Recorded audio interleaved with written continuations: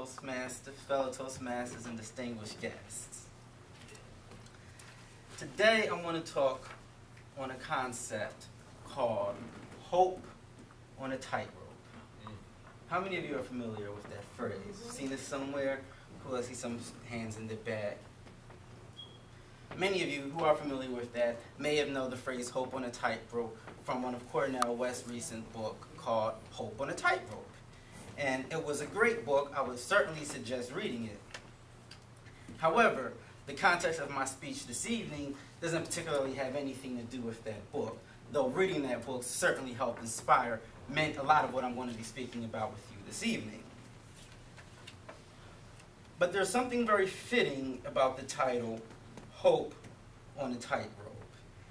It sums up where I want to go with this speech. It sums up a lot of how I've been feeling over the past month. And by the end of this speech, I would hope that all of you have a good understanding of exactly what I mean by hope on a tightrope. For me, this concept explains the path in which certain people take as they walk from womb to tomb. I recently had the opportunity to read 3 of the biographies of the people who had the biggest influence on my life. Cornel West, Michael Eric Dyson, and Tavis Smiley. And for any of you who don't know who these people are, which I'm sure all of you at least heard the names before, but these are 3 of the most influential and brightest public intellectuals of our time. And specifically, in the case of Cornel West, I would say that he's probably he has one of the most brightest minds in the history of this country. And it has been a treat reading their books over the last few weeks. And one of the things that really got to me was that I was able to see specific character traits that all of these gentlemen had in common. And for the remainder of this speech, I will talk about the 3 concepts that were most evident in all of these men. And they are drive, confidence, and passion. Drive was the first quality I've noticed. Now, I'm not talking about drive in the sense that you're so determined to succeed and you're not going to fail at any option, and failure is not an option. That's kind of too cliche to really identify what exactly these men were dealing with. These men ran through life like there was no tomorrow. They gave everything they had every single day of their lives. And they fought hard to accomplish all of their goals. And nothing could stop them. No curveball could pull them off course. There was no hurdle that was too high that they couldn't jump over. They were determined to keep moving. Let's talk about the case of Cornel West, for example. In 1983, he was given full tenureship to teach at Yale University that fall semester. That spring semester, he was supposed to go on a sabbatical and go to London and teach at the University of Paris. However, that fall semester, Cornel West was in the middle of a protest against the Yale University's administration.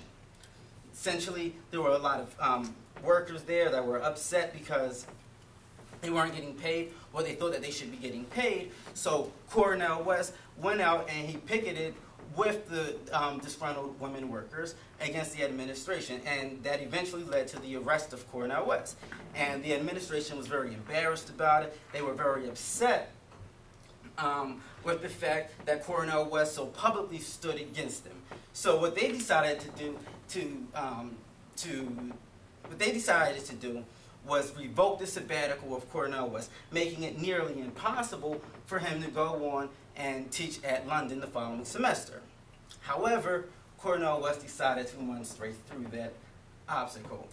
On Mondays and Tuesdays, he taught at Yale University. He flew to London on Wednesday, and he taught classes at the University of Paris on Thursday and Friday. For an entire semester, he was teaching at 2 countries at the same time. He couldn't stop running, and nothing was going to stop him. Another sense of this is the case of Tavis Smiley. He's 21 years old, and he wants to go ahead and work with Mayor Tom Bradley in Los Angeles.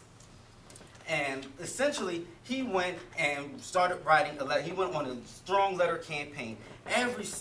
Maybe about every once a week for several months, he would write letters to Tom Bradley asking for an internship. He didn't hear anything back. He went into his own pocket, found the money, flew all the way to Los Angeles to meet with Tom Bradley, to show himself, to show how determined he was to get the internship. They didn't even let him in the front door to see the mayor. He flew back to Indiana University. For several more months, he continued his letter writing campaign, still nothing. He decided to save up more money. He flew back to Los Angeles to meet with them in person to make his case of why he